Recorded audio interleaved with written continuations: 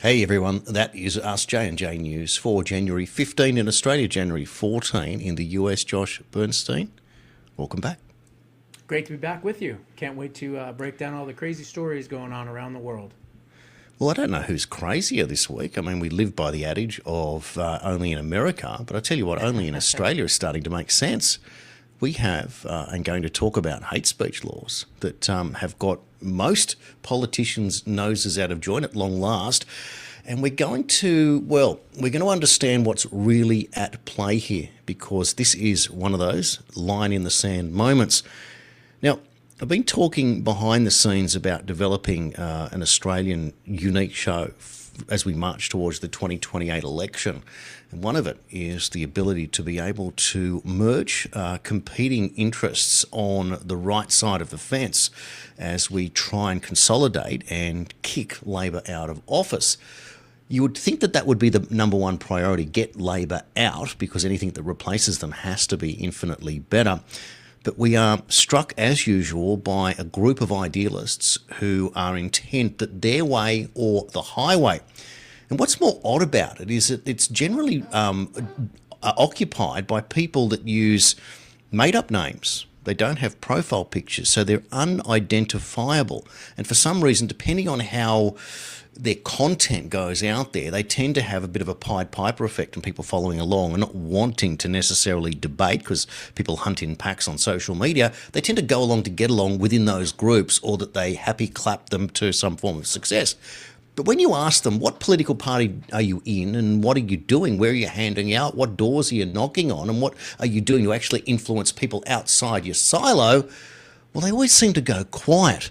We'll talk a little bit about that later on, as well as a list has been announced of the most influential people in Australian independent or citizen journalism media, and you'll see some of your favourite names on the list and some that you won't, and that'll get into that whole story again. But we're also very much divided here with the when I said a while ago, when there was the big rally, the Palestinian rally, when people walked across the Harbour Bridge, that you have to choose a side, whether you're going to go Israel or Palestine. That's an interesting one, because that's certainly dividing people up, and the hate speech laws that we'll talk about shortly are a long way to people, again, sort of clinging to their biases, a bit like, throwing something at a Velcro and seeing what sticks, that idea, because it's always, this one bad, that one good. Well, it's not like that. It's grey. It's a horrible scenario. It's not as simple as just these people are always right and these people are always wrong. And that's what we're noticing now, because at the end of the day, there's only one leader in the world that is bucking the system and continues to buck it, and it's Donald Trump. But people are second-guessing and not liking his timeline, etc. makes no sense. The same could be said about RFK Jr., for example, and the work he's trying to do in there. Now, if you were somebody who was against the COVID agenda, which person in the world, Josh, would you like to have in there as Secretary of Health trying to unravel what's going on? Would it be RFK Jr. or would it be somebody else that's better than him? No, I think it would be RFK Jr. 100%. I mean, this is someone that spent his entire year as an attorney, his entire career as an attorney, and filing lawsuits against the federal government, against HHS. Going after the food companies, the big pharma companies. I mean, he spent his entire career doing that. So what better person than someone that has continuously sued the department he now is in charge of running, to have run that department? You always want an outsider. You always want someone that has different ideas. I mean, we just changed the whole food pyramid. We also found out that, yes, eating meat and having salt and eating eggs, it's all good for you. It's all healthy for you. And, that information was suppressed because of this, because Big Pharma wanted to make money on statins and cholesterol drugs and blood pressure medications and all these other things. And so they want you sick, because the longer you're sick, the more money they make, as long as they don't kill you too fast. And sadly, that's how it's been for a long time. But we have a whole new crew in there now, many of which I've actually interviewed: Dr. Pierre Corey, Dr. Robert Malone. These are some of his closest advisors, and they are bucking the system. They're telling the truth. which something that the FDA and HHS and some of these others, CDC, have never done. And all they've done is placated and basically passed the buck, and more importantly, made a lot of bucks from Big Pharma, basically looking the other way and lying to the American people for 30, 40, 50 years, telling them to watch their salt, to watch their meat intake, watch your cholesterol, don't eat too many eggs. All of that is counterintuitive to your actual health. And if you think about it, what did we learn as children? We learned about what? The 4 basic food groups, right? Meat, eggs, fish, bread, right? And so salad, vegetables, those are all the things that we should be eating. And look at the element table, right? The elements of, when you're a kid and you're in school and they teach you about potassium and sodium and, all these different elements and things like that. Well, guess what? Those are essential elements that we need in our bodies to function. And so we've gone away from that in the last 25, 30 years. And because we've become more sick and they've gotten wealthier. Well, you remind me of a very old film clip, this one from Woody Allen's Sleeper. Let me play it for you now. Well, he's fully recovered, except for a few minor kinks. Has he asked for anything special? Yes, this morning for breakfast, he requested something called wheat germ, organic honey, and tiger's milk. Oh, yes, those are the charmed substances that some years ago were felt to contain life-preserving properties. You mean there was no deep fat? No steak or cream pies or hot fudge? Those were thought to be unhealthy. Precisely the opposite of what we now know to be true. Incredible. He's ranting. We'd better tranquilize him. I knew it was too good to be true. I parked right near the hospital. Now here, you smoke this, and be sure you get the smoke deep down into your lungs. I don't smoke. It's tobacco. It's one of the healthiest things for your body. Now go ahead. You need all the strength you can get. I bought Polaroid at 7. It's probably up millions by now.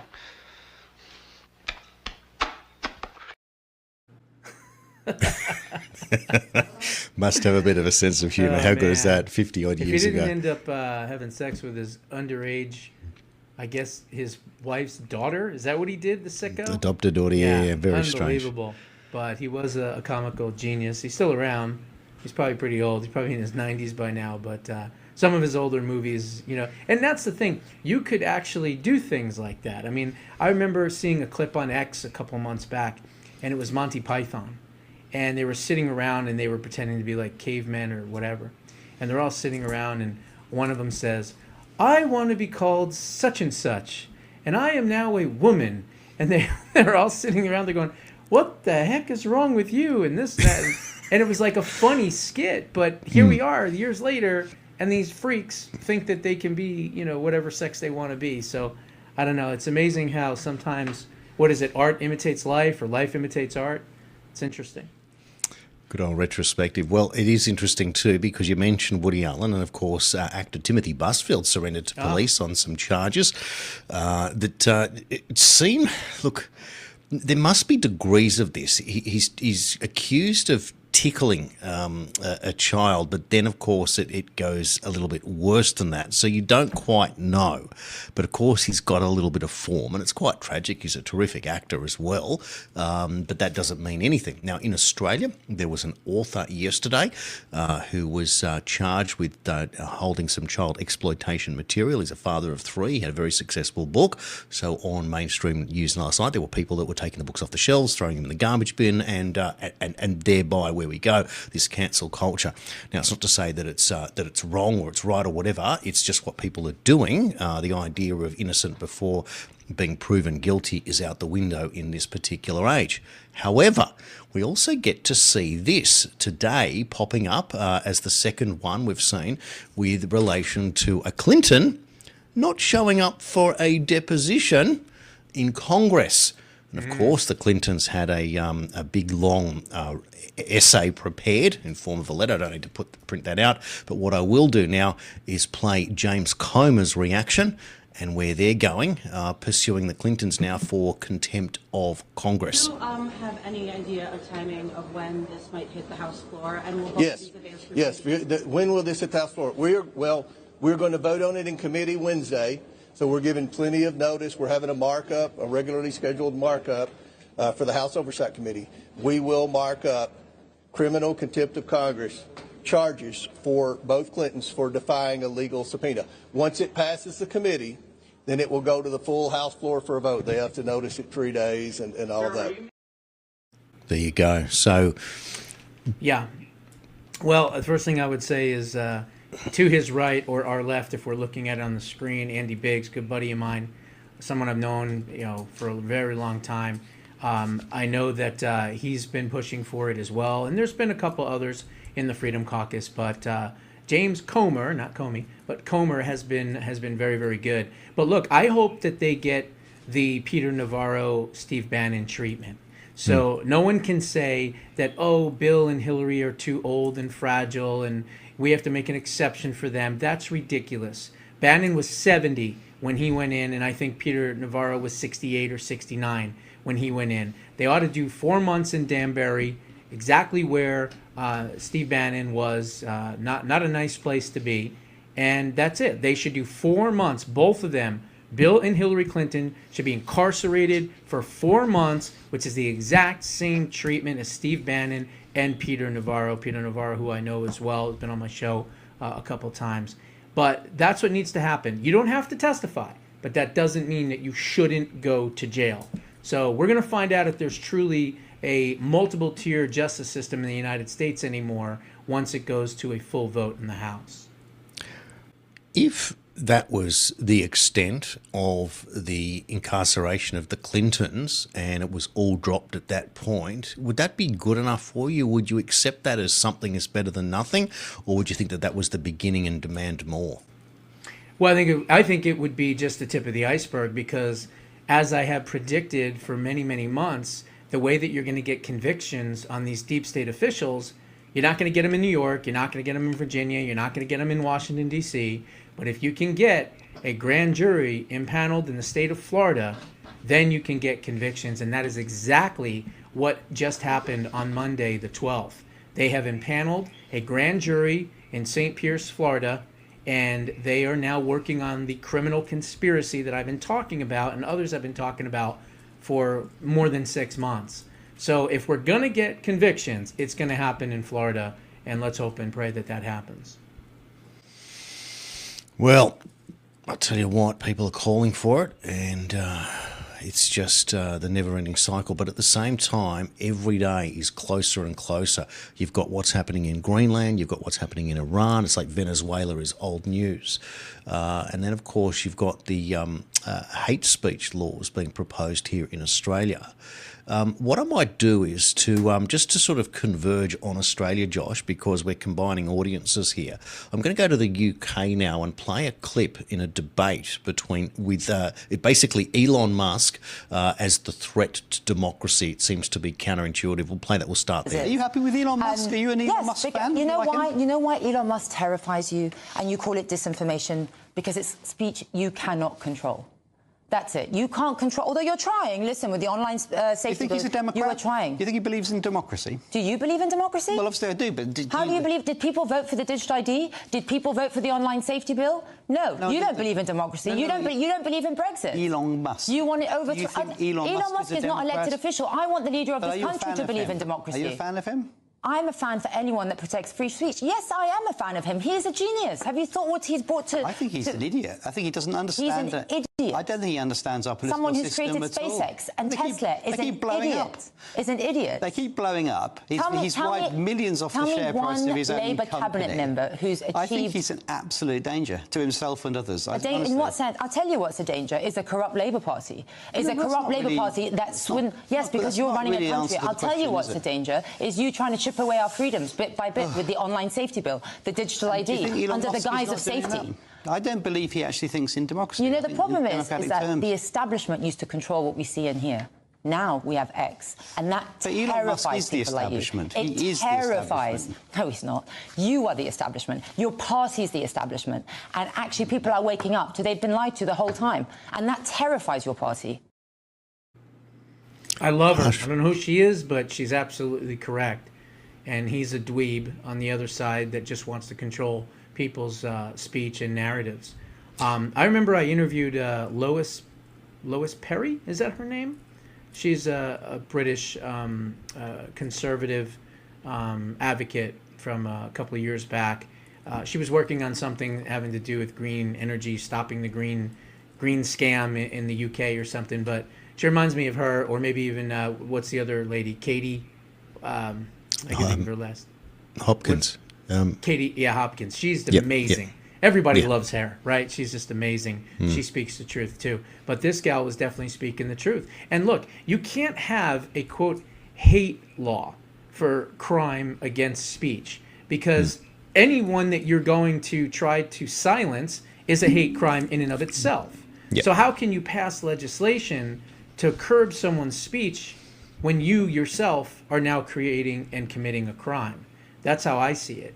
And anytime you do that, you're always going to allow another voice to be louder than another voice to be quieter and silenced. So it's never a good thing.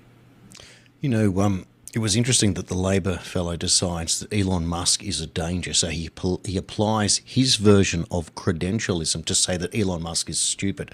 I mean, the richest man in the world, clearly stupid. Interestingly, I think it was AOC this week, or was it Ilhan Omar, one of the two of the crazies, were attacking Elon Musk to say that, I think it was Ilhan Omar, that Elon Musk was the dumbest person in the world.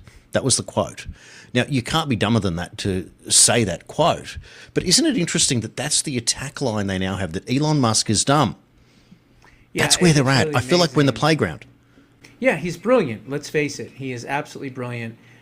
He's able to land rockets, in like a little, cage almost. I mean, I've never seen anything like that. Even President Trump talks about that all the time. yeah. But you know what Elon Musk is all about? He's all about freedom of speech. He understands the threat from the globalists, clearly.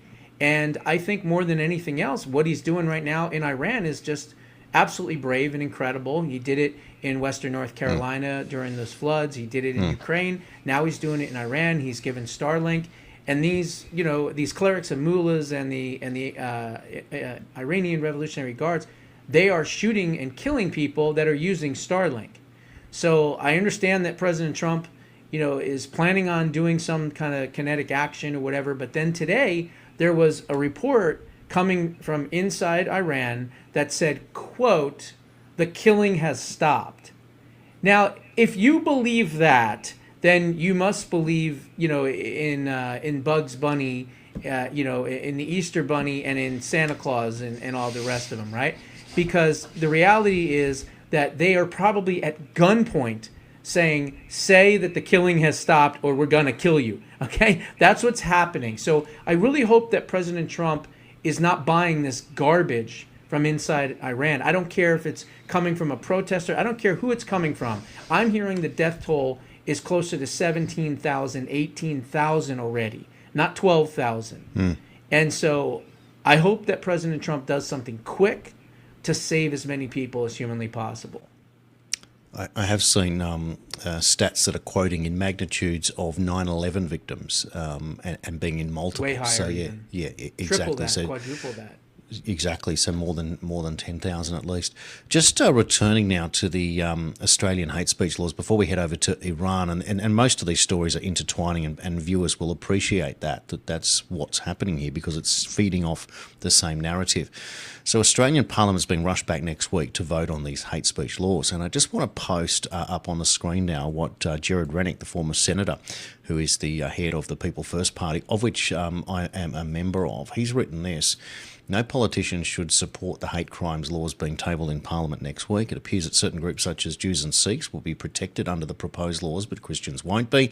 This is clearly unequal treatment of Australians in the eyes of the law that will censor free speech, especially speech critical of the governments. And I'll just take that off there at the bottom. Immigration policy, that being the punchline there. So therefore, that's kind of where we lie at the moment. It's quite challenging and difficult when you want to say something, but it's automatically deemed as hate speech. But you can quote from the Quran and quote, something that threatens somebody else, and that's acceptable. So the idea that the government can legislate what hate speech is acceptable and what isn't, depending on from what text it was taken from, Exactly, and that's the problem here. So it'll be quite interesting, Josh, to see what the reaction will be amongst the Liberal Party, the opposition party in Parliament. So Alex Antic, who's quite popular amongst the freedom movement type of people, he's immediately come out and said he won't be voting for it. Andrew Hastie, a potential next leader of the Liberal Party, has said the same. Barnaby Joyce, the National Party defector to One Nation, has come out very tough. He said, why would farmers be caught up in this whole mess of what's happened with Islamic extremism, murder in Bondi, etc. And so it's left to whether the opposition should vote against it, which it has to, because by way of the definition of being opposition, or Susan Lee can kiss her career goodbye. At the same time, One Nation's support, you would think that they would have to go along the lines of where One Nation's going to go, because they're going to want to smudge that area to take some of that doubtful One Nation vote, bring it back to the Liberals. But then, of course, the Greens may go along with it, but there is some murmurs there that they will also vote against it. And if it does, it will take it down. But the idea here that that little picture where we put up earlier, where Donald Trump has warned Albo, is also interesting in the fact that Donald Trump seems to be more powerful now than he's ever been, warning Albanese on these hate speech laws. But in the UK, even where digital ID, Rupert Lowe announced this week that digital ID is dead in the UK. The UK, we all know what's going on over there with censorship and charging people with posts on social media, for goodness sake. Same in Australia, same in other parts of Europe, etc. And then, of course, we've seen in Poland the opposite, where they've come out and they've said that any government's role is to protect freedoms, not remove them, and that Absolutely. is the fundamental failing. And that's where we are now. We have Western governments that are failing. And I'm going to play a very important clip when we move over to the Iranian story. I think it'll be an interesting way to bridge the two stories together of how what she is explaining and the difference with leftist idealism that is pro-Palestine but silent on Iran. We'll get to that in a moment. Before we get there, Josh, I'll get your comments on what you think about Australia in a moment. I just want to put this one up as well, because this is in relation to Scott Adams, who passed away this week from stage 4 prostate cancer. I get these posts often from Dr. William Mackus, and he shares very important information about success stories of people with often stage 4 cancers and using ivermectin, fenbendazole, menbendazole, etc. And this is the headline. The treatment that may have saved Scott Adams' life, a 67-year-old man, so basically the same age as Scott Adams was, had stage 4 prostate cancer, the same thing to the bones, what Scott had, used ivermectin, fenbendazole and Pluvictol, 9 months later, cancer-free, for goodness sake. Now, Josh, where I want to go with this, we just saw that Labor person saying that Elon Musk was a danger. We have doctors saying that you can't use ivermectin because it's dangerous. And so this is the point. What would Scott Adams be saying now sitting with St. Peter looking down? You know, we sent you ivermectin and you weren't able to get hold of it. What happened? Like, it doesn't make any sense to me. If there's no harm in using ivermectin, and even if there is harm, how is it for somebody else to say, you can't take this drug, you must go down this thing, and you're going to die in 3 months? I can't understand it. I think it's cruel and unusual punishment from people with so-called power. But at the end of the day, it's not about protecting the person, the victim of the cancer, the sufferer of the cancer. It's protecting a medical establishment that doesn't want to be found out. Because what happens when that outperforms the other treatments? And it can't just be money, though, because it's now a crime against people. A lot of it is money, because that drug has been around since 1950s. It's won all kinds of awards as an antiviral drug. I've used it when I had COVID. Many others have used it. And it does show some promising, signs that it fights other things like advanced cancers and things like that. So I don't know if Scott Adams was using it or not, but I think anyone, and that's what President Trump passed in his first term, the Right to Try Act, where you're allowed to just try different experimental drugs. He just makes you sign a waiver saying that you can't sue the company or the government that gave it to you and things like that. And it was very successful because a lot of people that were sick were looking for alternatives and different treatments and things of that nature.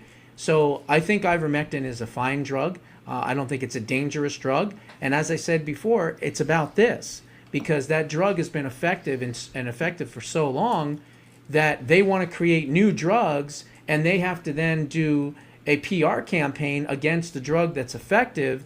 So they say that that drug doesn't work. So instead, you should use our drug that we just created, right? And that's kind of what they did with Run Death is Near. Let's call it what it really was, remdesivir. And they did the same thing. Fauci had a patent on it, and he was making tons of money on it, and they were pushing that drug. And if you said anything about ivermectin online, social media, whatever, you were immediately taken down. You were called medical misinformation because they were all getting paid off. It was a big, giant payoff from Big Pharma. And everyone was getting a piece of it. And that's the sad reality. So, look, I think anyone should be able to try anything they want to try. And that's more of like the libertarian streak in me, where hands off, let me do what I want to do, and if it works for me, great. If it doesn't matter. It's my choice. When my mum was suffering from terminal cardiac angiosarcoma, which is heart cancer, one of the rarest cancers ever. Mum passed away 11 years ago. Unbelievable. She was a nurse for a 45-year career, one of the best nurses in Australia, very popular, very well credentialed, etc., and much loved. Her professor said, "Oh, look, you're going to get chemotherapy directly into your heart. It's experimental, but that's the best we can offer." And she wanted to try some cannabis medicine at the time. Now, as part of that, we became advocates for, in the early days of cannabis treatments. And so we made a submission to the New South Wales Parliament, who at the time was considering legalising. And the then Health Minister, Gillian Skinner, said that she rejected it because using cannabis medicine could cause lung cancer if smoked. That was her argument. And I'm like, Gillian, Mum's already got cardiac angiosarcoma. She doesn't smoke it. She swallows it in the form of oil. What is your problem? And that's where it ended up, and that's what they did. So politicians can obfuscate anything and don't have to answer for anything if that's the case. That was a hidden agenda. Now, interestingly, for political historians in Australia, Bob Carr was the Labor Premier, a long-serving Labor Premier. He was all set to legalise it in his term in office, but at the last minute, somebody got into his ear and changed it and ran away from it. And the reason I know that is that somebody in the Cannabis Party had written quite a thick book on all of the medical uses of it. It was quite an accomplished book, fully sourced and etc. And he was the one that gave it to Bob Carr. And Bob Carr was giving him that intel, and I knew that fellow personally. So it was quite interesting. It's a great book for those that would like to get hold of it. Maybe send me a message and I'll see if I can find one. But just interesting, a little bit of that history there. But this is the problem that we have, is that politicians representing agendas, and this is what we're trying to unravel, Josh. It's quite difficult, but at the same time, you really only need one really good disruptor with a very thick skin. Although the F-150, the factory where Donald Trump sent the bird to that fellow that called him a pedo protector, some are saying that Donald Trump is thin-skinned because he reacted, and there are others that saying, well, no, here we have a real man in the office, and he gave the fellow the appropriate serve, because I don't quite think that Donald Trump is protecting anyone when it's the Clintons that didn't show up. And the Clintons are telling us in that big long letter that it's all about protecting the victims. Well, why didn't you, if you didn't know anything, Hillary and Bill, why didn't you turn up? And why didn't you protect those victims with what you knew? And if you had anything on Donald Trump, wouldn't that have been your chance to get it out there? But surprisingly, they don't. Exactly. And I want to get on to a little bit more about that, Josh, about where this is playing out. But I'm going to do that. I'm going to save it for the end of today's show, because I want to now cross to Iran. I think this is the big story of the day. And I'm going to just put up a little bit of information for you first, and I'll play that clip. But here's an example. This is the big thing about why everything's turned south in Iran for the regime. Check this out. 1 Iranian rial equals nothing. No money in the US dollar. Yep. But we'll find that on yesterday's show. Yep. We'll go down here. So 1 US cent buys you 10,650 Iranian rials, or in Aussie dollars, Look what one Iranian rial gets you, virtually zero there. But here's the point, I want to show you this.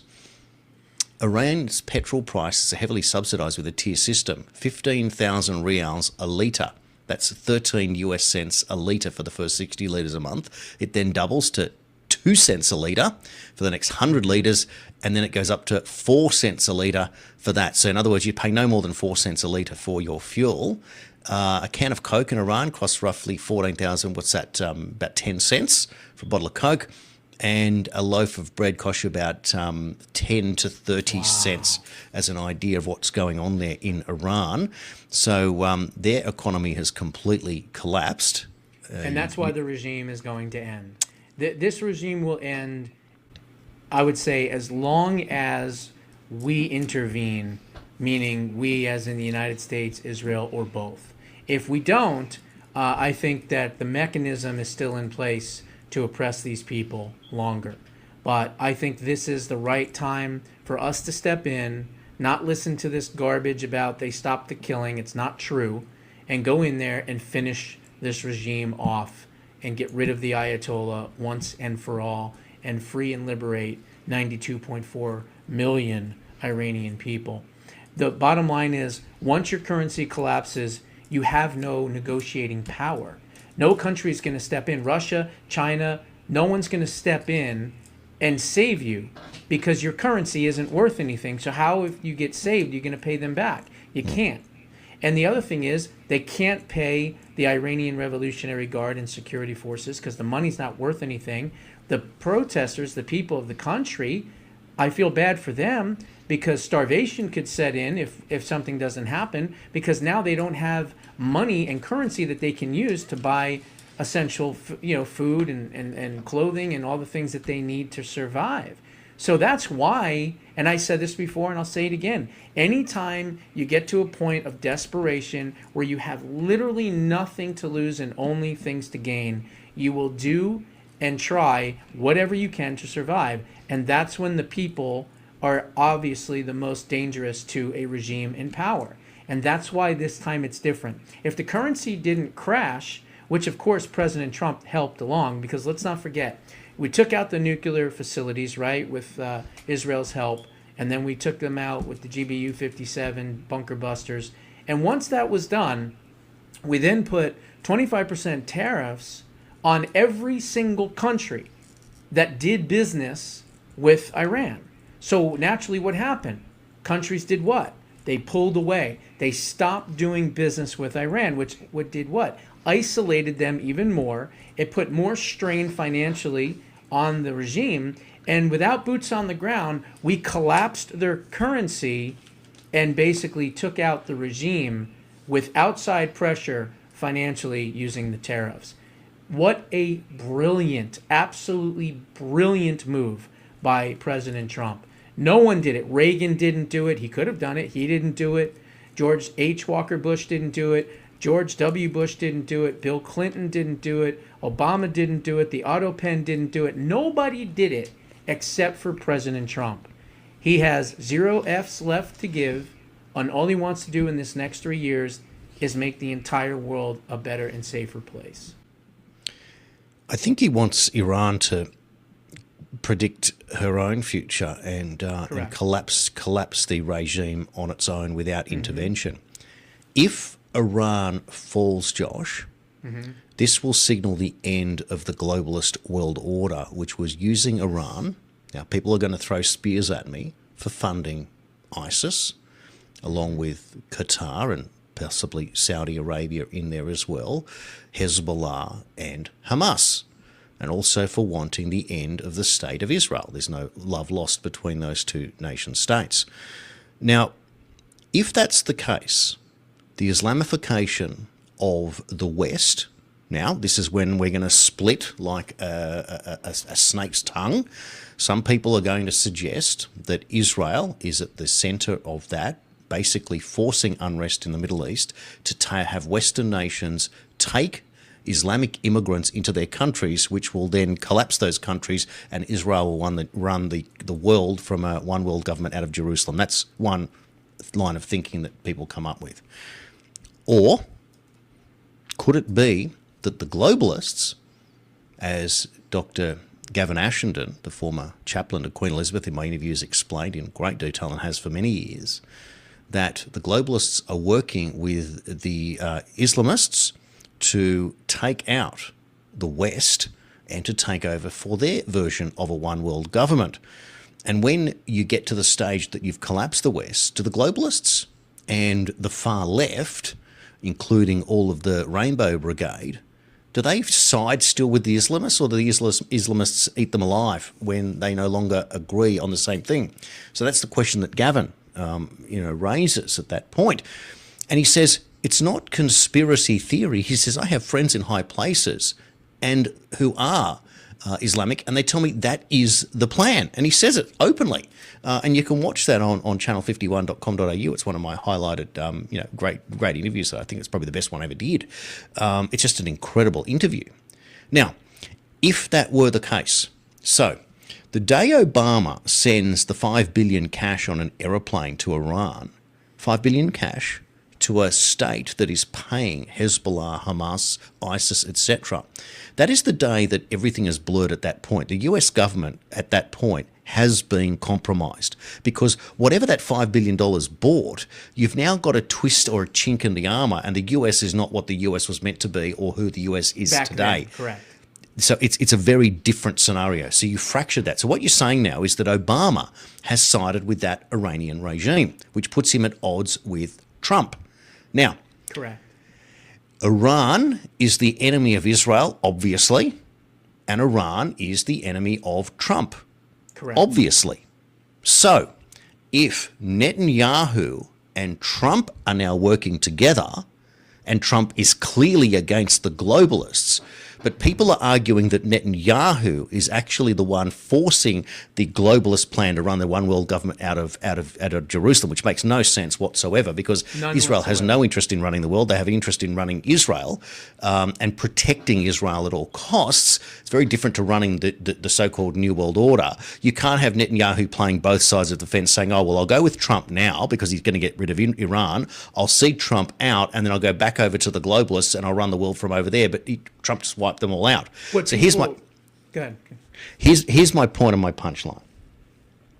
The lefties are obsessed with Epstein when it's to get Trump. They're completely silent today when Hillary doesn't show, and I'll just remind everyone of that image there.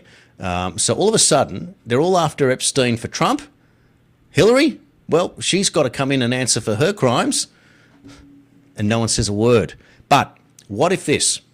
What if when push comes to shove and all these people around Iran's taken care of, the globalists are on the fence, Netanyahu, right, seemingly public enemy number one for most of the people on earth one way or another, whether they are anti-Semitic or just anti-Israeli government, he's going to have to save his backside, because he'll either lose his prime ministership, he might be forced into exile, he might be forced to go hide somewhere, or he might go to jail. Who knows?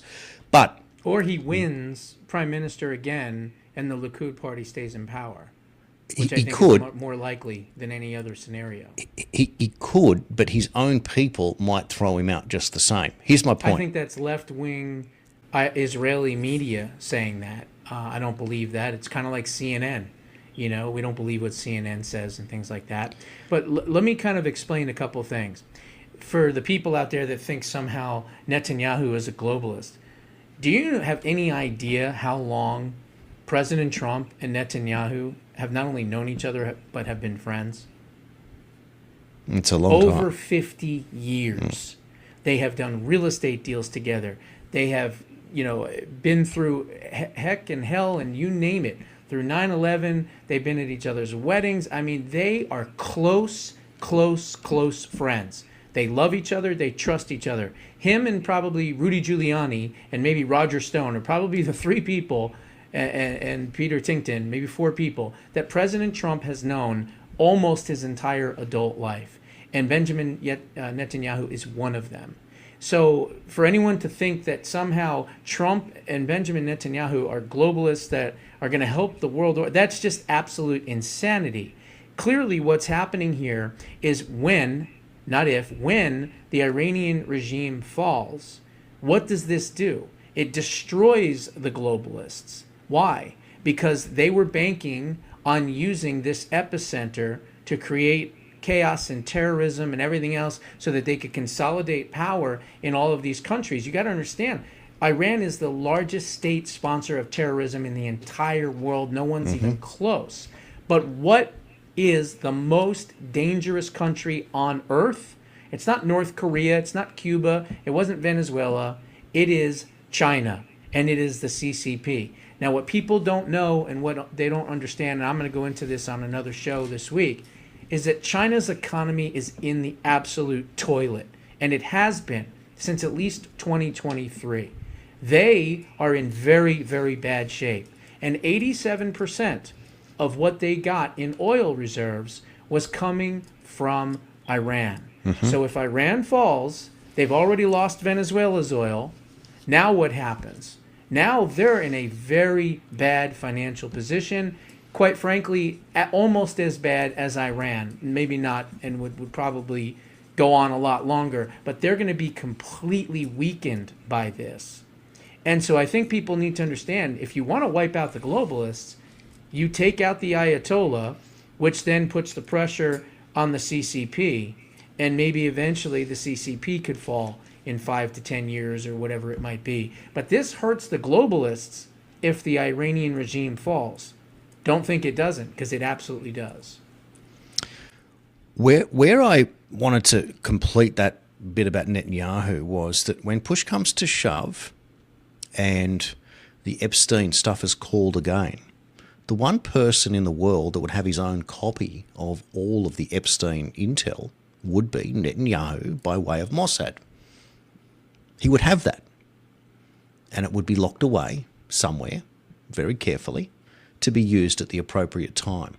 Wouldn't you therefore think that Trump and Netanyahu behind the scenes would be plotting that this would be the case?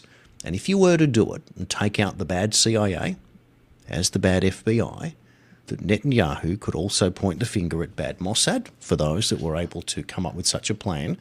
And if he needed to do that to save his own backside, it would be the one thing that he would be able to do, and very much point the finger at a former Israeli Prime Minister, Ehud Barak, who was definitely associated with Jeffrey Epstein, and allegedly, according to Virginia Giuffre, who was raped by a former world leader in the most horrific manner, could connect the two and would have the intel to connect the two.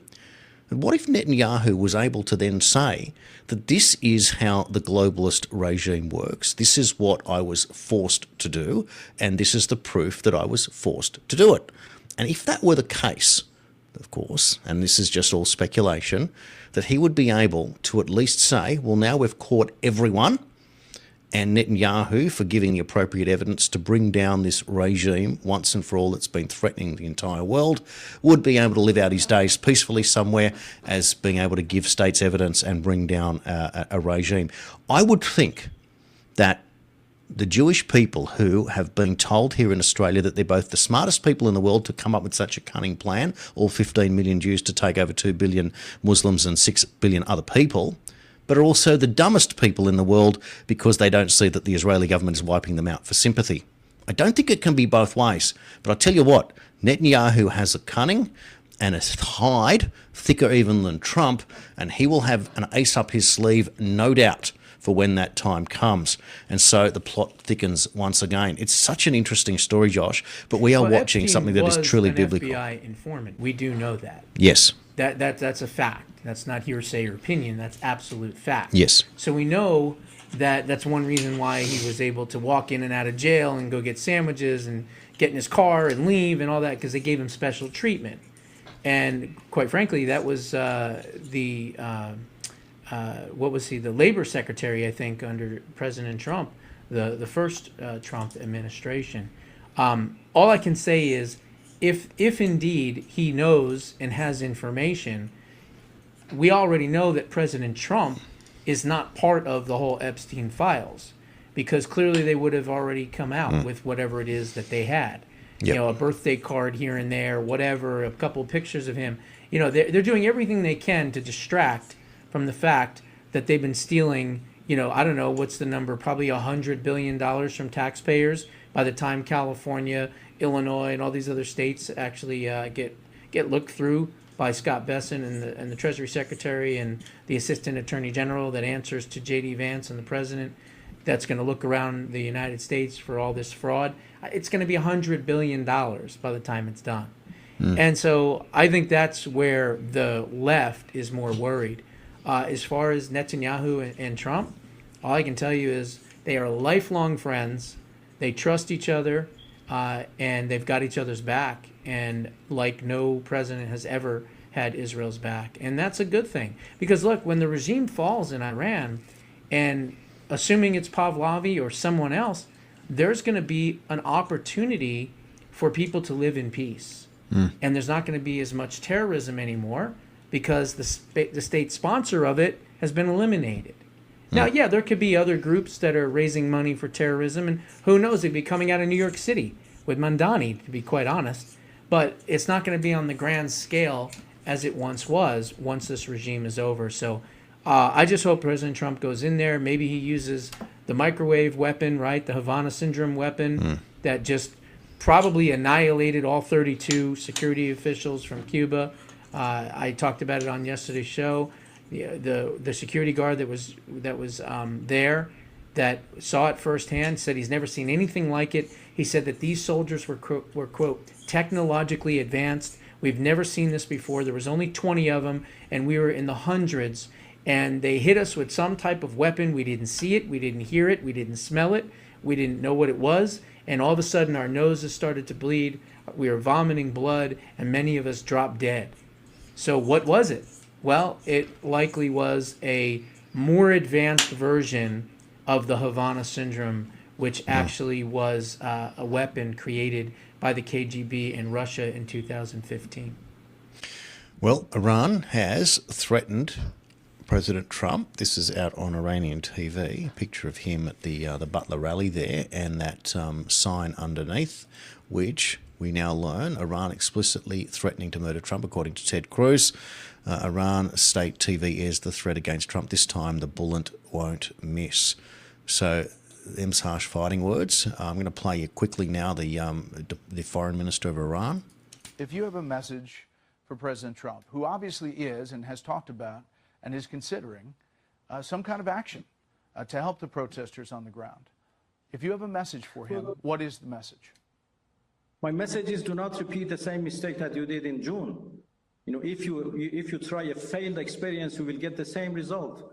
In June, you destroyed the facilities, the machines, but the technology cannot be bombed, and the determination also cannot be bombed. Now, Iran proved to be ready for negotiation, for diplomacy. We have proved that in the past 20 years, in 2015, in 2025, every time. But it was the US who always escaped from diplomacy, who cut the diplomacy and opted for war.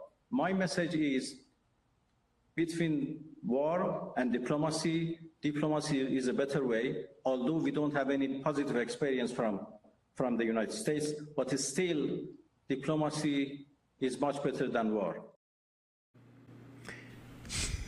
He is lying through his teeth. He is nothing but a terrorist like the rest of them. And they want to slow down things. They want to basically trick the United States. They want to trick the State Department. They want to trick our military. They want to trick President Trump into thinking that somehow they're going to negotiate, that there's going to be diplomacy. No, you don't negotiate with terrorists, you eliminate them. And I think President Trump understands that.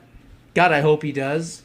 And I hope that incoming is going to happen very, very soon. I want to see all of their leadership vaporized instantly. That's what I want to see, just so we can free and liberate the Iranian people once and for all. Well, I think we've seen enough about the harshness, the treatment, etc. I've got one video here. I might play it for you anyway, I think, just to keep it consistent. We are going overtime today, but let me play it for you now. And it was really more aggressive. I remember in one case, there was like 20 or 30 militias and motorcycles parked in front of us with like 200 meters away. They just took a shotgun and then they just shoot it. And the next thing I knew was the pellets started hitting my chest and my jaw. I had one here. I was pretty lucky. I was wearing a scarf, so it didn't really hurt my jaw, but still left some scars. And I had some falling on my head. But the people which were behind my back weren't that lucky. I saw one of them like holding his eyes. I hope he's fine. Wow. Now, there you go. Really interesting. Some breaking news. Iran has closed all airspace except for permitted flights in and out. Also, we're learning that Reza Pahlavi, would you believe it's meeting the Crown Prince of Iran, who's living in exile. He's meeting with Lindsey Graham, for goodness sake, of all people. But the Lindsey Graham story itself is interesting because there you have somebody totally compromised but having to be forced to do the work, the right work to work in there. And I think that's also interesting. He should be meeting with Marco Rubio, not Lindsey Graham-nisty. It doesn't make sense, but what I think is happening there is there's a hedging of the bets, testing what the Iranian people want. Do they want the return of the Shah, who's said that he prefers living in exile, etc., or if they're going to want someone else there? Iran's foreign minister is now saying that Israeli Mossad agents are killing protesters, police and starting fights inside Iran to draw Trump into a conflict. So this is the same story yet again, that the propaganda wars. Like, how is Mossad getting in there? And Mossad, who've been in there before, have been caught out. Believe me, if Mossad was inside Iran right now, they wouldn't be killing protesters. They'd be killing the IGRC and the mullahs and the clerics. And let's hope that that happens. Let's hope that Mossad and the IDF actually do sneak in and go in there and start wiping out the people that are killing the protesters. Let's make this easier for the protesters, not harder. And maybe we can play cleanup at the end. Now, I'm going to play this clip that I've talked about throughout the show, this Iranian woman. It's well worth it. And then we'll come back and talk about Greenland briefly before we go. Here we have a look. Hello, Iranian here. They keep asking the same question. Why are lefties, why are the loudest pro-Gaza voices completely silent when it comes to Iran? Well, the answer is simple, because the truth exposes the lie. Because acknowledging Iran would shatter the ideological fantasy that they built. Let's be clear. Islamic Republic of Iran is not a victim of Western imperialism. It is a theocratic authoritarian regime that survives by exporting violence, funding Islamists, and crushing its own people. And yes, it funds Hamas, it funds Hezbollah, it funds all the little proxies around the region and around the world with Iranian people's money, not the government money, not the regime money, stolen money taken from the worker who cannot afford bread in Iran right now. Families crushed by inflation, taken from women who are beaten, jailed, tortured, raped for refusing religious obedience. And this is why leftists are silent. Because Hamas fits their narrative, but Iranian people don't. Because Islamist violence against Israelis can be reframed as a resistance. But Islamist violence against Iranian exposes the truth. Right now, as you're watching this, Iran, a country of more than 92 million people, is being erased in real time. Near total blackout for more than 24 hours. No internet, no call services, no connectivity whatsoever. And yet silence. No emergency protests on Western campuses, no hashtags, no solidarity statements, no megaphones, no tears. Because Iranian suffering does not fit their agenda. Because leftist movements today are not driven by human rights. They are driven by selective outrage and ideological loyalty. They will scream about censorship unless it's done by an Islamist regime. They will condemn the state violence unless it's wrapped in religious language. They will chant Free Palestine, but they will never say Free Iran, because that will require admitting something unforgivable. That political Islam is not liberation, it is domination. And that is exactly what's been happening in the West, by the way. That the Islamic Republic is not anti-imperialist, it is imperial toward its own people. That Hamas is not some isolated resistance group. It is part of a broader Islamist ecosystem that is funded, trained, and sustained by the regimes like Islamic Republic in Iran. And here's the part that they do not want to hear. You cannot claim moral superiority while excusing a regime that kills and murders women for refusing hijab, executes protesters, cuts off the whole nation of 92 million people from the internet, and uses foreign proxies as a distraction from its internal collapse. You cannot pretend to care about Palestinians while ignoring Iranians being shot, tortured, and murdered by the Islamic Republic in Iran. That is not solidarity. That is ideological blindness. Iranian people are not silent. They are being silenced. And the silence from the Western left, well, that's a choice. A choice to protect an ideology, a choice to excuse Islamism, a choice to look away when millions of people are suffering. Because their suffering, Iranian people's suffering, complicates a slogan.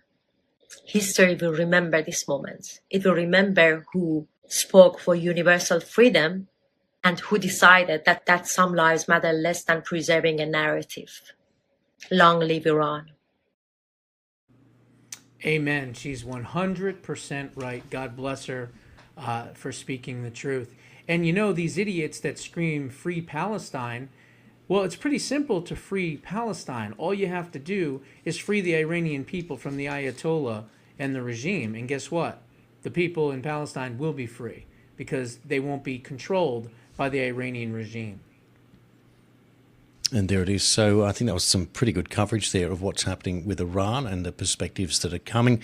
And of course, we'll wait and see whether Trump directly intervenes or not. And we have learnt that military personnel have been moved out of Qatar today as well. So that's interesting. I'm going to play a clip now of the press asking President Trump about his moves in Greenland. And we'll come back and have a short discussion about that. Right now, it sounds like you are saying that you would potentially acquire Greenland by force. That would be a NATO country. Are you saying that? Are you saying that? Would you do that? No, you're saying that. Would you I acquire didn't that by say it. force No, right you're now? telling me that that's what I'm going to do. You don't know what I'm going to do. So what are the options? Your network doesn't know either. The Danish foreign minister said that there's still fundamental differences after the meeting with Rubio and with the vice president. Are you willing to leave the NATO alliance in order to get what you want with Greenland? What are the options right now? Well, I wouldn't be telling you what I'm willing to do, certainly. I'm not going to give up options, but it's very important. Greenland's very important for the national security, including of Denmark. And the problem is, there's not a thing that Denmark can do about it if Russia or China wants to occupy Greenland. But there's everything we can do. You found that out last week with Venezuela. There's everything we can do about things such as that. Not going to happen. We're not, I can't rely on Denmark being able to fend themselves off. They were talking about they put an extra dog, and they were serious about this. They put an extra dog sled there last month. They added a second dog sled. That's not going to do the trick. Denmark fought alongside the United States in both Afghanistan Thank you for telling me that. I appreciate it. But I have a very good relationship with Denmark, and we'll see how it all works out. I think something will work out. I love that. I'm sorry. I love this man to death. They put in an extra dog sled, but that's not going to do too much. We don't deserve him. Seriously, he's just the best president in U.S. history by far. Look, I don't understand why he doesn't just tell the media. It's very, very simple. Look, we're not taking Greenland. We're not buying Greenland. We have an agreement from 1951 signed by Greenland, signed by Denmark, signed by the United States that clearly states that if and when the United States feels that it needs to secure the airspace and build military bases to secure Greenland, we already have an agreement in place to do so. So we're just going to enact our agreement in the near future. Thank you. No more questions. Done. Yep. Simple. Easy. I don't understand why they're not doing that. The agreement's there. NATO can't stop Trump. Denmark can't stop Trump. Greenland can't stop Trump. Russia's not going to do anything. They're too busy with Ukraine. China's now been weakened because of what's going on with Iran and Venezuela. They're not going to do anything. But we don't necessarily have to, by force take it. We can just enact the agreement and exercise the clause that says that we're allowed to do it. So there's nothing to take. It's already been taken. It was taken back in 1951. We just have to secure it now so that no other countries secure it. It's really just that simple. Why people don't know that, or why the Trump administration or the president himself isn't saying that to the media, it's a mystery to me, to be quite honest. Well, we watch and see with what's going to happen there. Another big story that's popped up as a late item. Let's bring it up for you now. Josh, explain what's happening. This is amazing. So the Supreme Court in a 7-2 decision, this is amazing. Basically, in America, the left likes to cheat in all of our elections, just like they do in other countries too, but a lot here. And one of the ways that they cheat is the right crushes them on election day. We go out in huge numbers and we crush them. They like to vote early and they do their mail-in ballots and all that.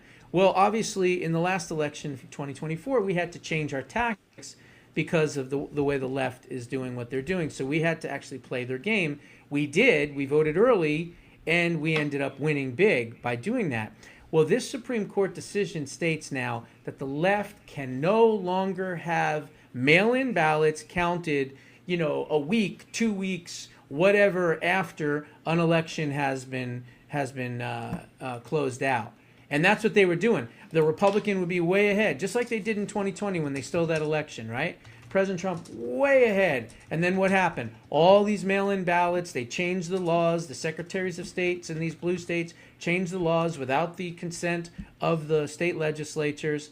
And they ended up counting ballots a week, 2 weeks, sometimes 3 weeks, whatever we need in order to surpass the Republican amounts. Well, guess what? The Supreme Court has shut that down. This is huge for election integrity, and it's going to allow red states in particular to sue their state legislatures and everything else to enforce the fact that no longer will you be able to count mail-in ballots past election day. This is an absolute win for election integrity.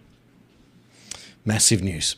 Now, last story before we go, we've gone way over. Australia has learnt this week that Kevin Rudd, the former Prime Minister, has stood down as the US ambassador to take on another job as the head of an Asian-linked organisation, and some saying that it's because of his frosty relationship with President Trump. And, of course, his connections to China. So the Guardian newspaper has published this, who will replace Rudd as US ambassador, and they're pointing to two possibles there, former Defence Minister Joel Fitzgibbon on the left and another former minister there from, I think, Communications, Stephen Conroy. So that was the one that I threw up, was that they'll probably throw Conroy at it, but I think Joel Fitzgibbon would probably be better. So my question... Trevor Loudon. Well, my buddy Trevor Loudon. Well, interesting you say that because... Actually, he's New Zealand. Never mind that. Yeah, so he doesn't get the job. So who is your choice? How about you? Jason? Well, one of my mates said that President Trump would have a good ally in me. The other person I'm suggesting is Russell Broadbent, the former Liberal, now then Independent MP, who retired after losing his seat in the last election when the Liberal Party basically tossed him out. But Russell Broadbent, 75 years of age, great statesman, second longest serving person in the Parliament up until 2025, and I think he would do a great job, a genuine statesman. So the question I have for the audience, therefore, is who would be your choice for next US ambassador? 100%. There you go. Well, I'll miss on that. you, but hey, what can we do? Well, I'll be close. I'll be living in DC. Well, someone popped this up today. Cass Smith shared today. She's very proud. Apparently, she's in the same bucket as a long list of people who've spent years, decades, standing up, speaking out, building, warning, educating, and doing everything they possibly can to help Australia. And honestly, I'm really, really proud of that. And of course, she goes on to say some people call them shills, etc. Here's a list of those names that were included on it. You'll notice that I'm not on that list. And Norma is my former partner at the Daily Australian, so I'm sure she'll be quite unhappy about that. But Pauline Hanson, Gerard Rennick, Malcolm Roberts, all people who've served time in office. Michael Gray Griffith from Cafe Lockout, Ricardo Bosi, who no love lost with me there, Topher Field, Max Egan, I think it's spelt differently, Tom Barnett, Graham Hood, Craig Cole, Craig Kelly, Rukshan, Joel Jamal, Avi Yemeni, Julian Assange, Tricky, no time for you, Morgan Freeman, I think it's meant to be Morgan Jonas, Beck Freedom, she got a bit of a roasting from people there, Aussie Cossack, who spent 3 years in lockdown after fighting against lockdown, John Wilson from the Freedom Union, Dave O'Neeks, Guru, Jackie Dundee, Thanos, founder of My Place, Darren, Jamie McIntyre, who I've done some work for, Michael Sims, Mary Jane Liddicoat, Carl Leibold, who I got his job on TNT Radio, Monica Smith, not Smith, John Larter, not John Larter, Tony Nikolic, good friend of mine, and Billboard Battalion. So there's a group there that have been named, but I'm not on that list, and I don't know if that's a good thing or a bad thing, Josh. Well, I don't know any of those names. I know Jamie McIntyre. And it said Morgan Freeman, but I don't believe it's the actor. So I don't know that person. No, I think it's Morgan either. Jonas. Yeah. And I don't think I knew any of the other names on there. So what can I tell you? So there you go. So for our audience there, you might have something to say underneath. And thanks for your support. Check me out, channel51.com.au. That will take you to my Substack page. And I have had a few people coming to tell me that they can no longer access Substack because they're asked to provide biometric information, etc. The question I have for those people that are struggling, do you have a photograph on your profile picture? Because if you don't, that would be a reason why they would ask that. But at the same time, Substack's not included in the social media ban, so that's kind of weird.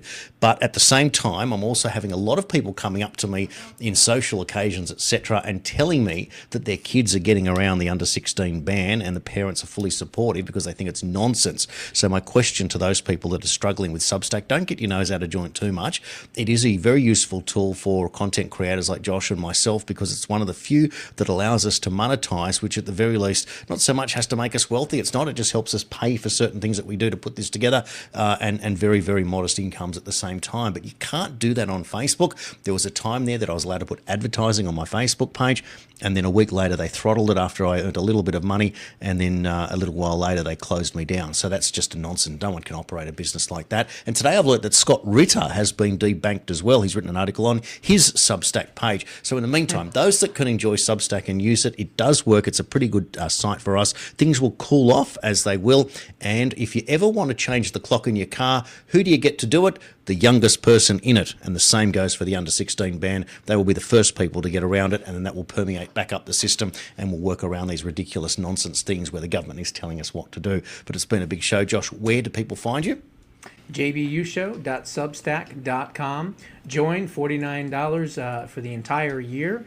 And I do 7 to 10 shows every single week. You have full access to me on Thursday nights. You can ask me anything you want. Plus, you also get a copy of my book, Preserving Liberty, which is, again, about a $13 value. Absolutely free. You get a PDF copy of it when you join as a paid subscriber. So check it out, jbushow.substack.com. How much is your book in Iranian rials? Yeah, right. I know, right? I don't know. What would it be? It's $12.99 for the digital copy online on Amazon, and I think the hard copy is $19.99. So I don't know. Would it cost like $4 trillion or whatever? Yeah, I've just got to find that out before we go because this is a very important thing. Let's just work this out for everyone. This is what we do in real time. US dollars, 13 US dollars to buy your book would cost. Hang on, I'm just putting in the decimal points. 14 billion Iranian rial. Wow, see that? For only 14 billion rials, you can have a copy of my book. Or you can just sign up for $49 for the entire year, and I'll give it to you for free. Don't worry about the rials. They're not worth anything anyway. Fabulous. On that note, thanks everyone for watching. This is the long version. We'll be back Sunday for a shorter version to review the rest of the news of the week. Thanks everyone. See you next time.